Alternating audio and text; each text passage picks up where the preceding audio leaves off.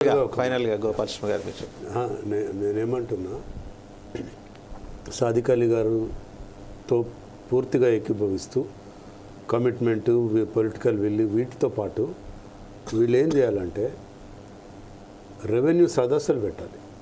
2 గ్రామాలకు ఒకటో 3 గ్రామాలకు ఒకటో. అందులో కూడా మనకు తెలుసు అత్యంత సమస్యాత్మకమైనటువంటి విలేజ్లు ఏవి ఐడెంటిఫై చేయండి. ఒక 10-20 ఎకరాలే సమస్య ఉంది అంటే ఆ పక్క ఊరిలో కలపండి, ఎక్కువ సమస్యలు ఉన్న విలేజ్లో కలపండి. అదొక సజెషన్. రెండోది, డిజిటలైజేషన్ దిక్కుగా ప్రపంచమంతా పోతున్నప్పుడు మనం ఇంకా పాత పద్ధతి పట్టుకొని వెళ్ళటం అనేది నేను సజెస్ట్ చేయను. కానీ పాత రెవెన్యూ వ్యవస్థలో అది మాన్యువల్ రికార్డు కూడా మెయింటైన్ చేస్తుండేవాడు. ఇప్పుడు అది కావాలా? ఆయన సునీల్ ఒకరోజు చెప్పాడు నాకు, నేను ఫోన్ చేసి అడిగిన, భూమి సునీల్ రిలీఫ్ సంస్థ అంటే ఆయన కూడా ఎస్ సార్ ఇది చాలా అవసరం సార్ ఇది. నేను చెప్పాను ఆయనకు, సునీల్కి మీరు సజెస్ట్ చేయండి.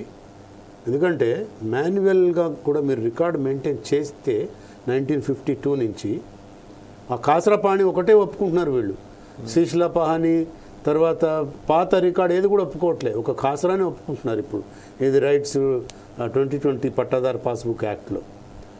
కానీ దాని సప్లిమెంటరీ చేతువార్లు ఉన్నాయి, శీశ్ల పహాణీలు ఉన్నాయి, అనేక నామెన్క్లేచర్స్ ఉన్న భూములు ఉన్నాయి. వాటిని అన్నిటిని కూడా మాన్యువల్గా మెయింటైన్ చేస్తూ డిజిటలైజేషన్ చేయండి. తద్వారా రేపొద్దున ఇంకొక దుర్మార్గమైన ఇదే ప్రభుత్వం మళ్ళీ వస్తుందో, లేకపోతే ఇటువంటి పిచ్చోళ్ళు చేతిలో రాయన్నట్టు ఇంకో పిచ్చోడు ఎవడన్నా వస్తే మళ్ళీ అవన్నీ కూడా కరప్ట్ ప్రాక్టీసెస్ మొదలవుతాయి. కాబట్టి ఆ మాన్యువల్ రికార్డ్ పర్మనెంట్గా ఉండేటట్టు కూడా దాన్ని కూడా డిజిటలైజేషన్ చేయండి. ఒక సైడ్ డిజిటలైజేషన్ చేస్తూ మాన్యువల్ రికార్డ్ మెయింటైన్ అయితేనే ఈ వ్యవస్థ అనేది బాగుపడుతుంది. నిజమైన రైతులకి, సన్నకారు చిన్నకారు రైతులకి, ఎస్సీ ఎస్టీ బీసీ మైనారిటీ రైతులకి లాభం చేకూరుతుంది. మనం గతంలో చూసాం కాంగ్రెస్ పీరియడ్లో ముస్లిం మినిస్టర్స్ ఉండి వక్ఫ్ బోర్డుకి వాళ్ళే భూములు అమ్ముకొని ఇచ్చారు. అప్పుడు పేర్లు చెప్తే బాగోదు, మా జిల్లా వాళ్ళే. వాడెవడు ల్యాంకో హిల్స్ రాజగోపాల్కి, వాళ్ళందరికీ అప్పుడు వక్ఫ్ భూములే కదండి.